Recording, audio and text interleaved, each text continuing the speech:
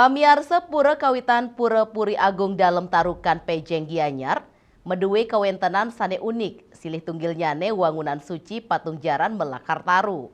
Patung jaran inucap pindah ke Cina dokerin, ide betara dalam tarukan meduwe jaran kesayangan.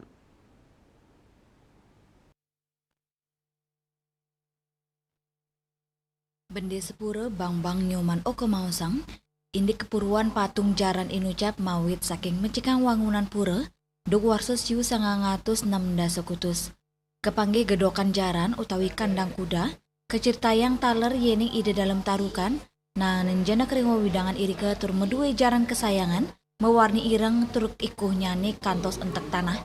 Jaran kesayangan ide dalam tarukan madan Ki Gagak Gure, ring sejeroni ngelingang gena inucap, Puri Raja dalam tarukan, kekaryanin patung jaran kejangkepin paling genyane.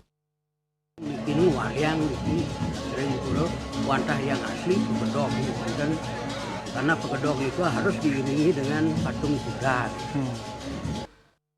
Ritat kali kepangge, taru gedokan jaran nanganin kebagde budal oleh keramane, nanging kerama inucap nampenin kabrebehan, saningawinang taru inucap kewaliang ring genas sejati mula, Yana Bali TV.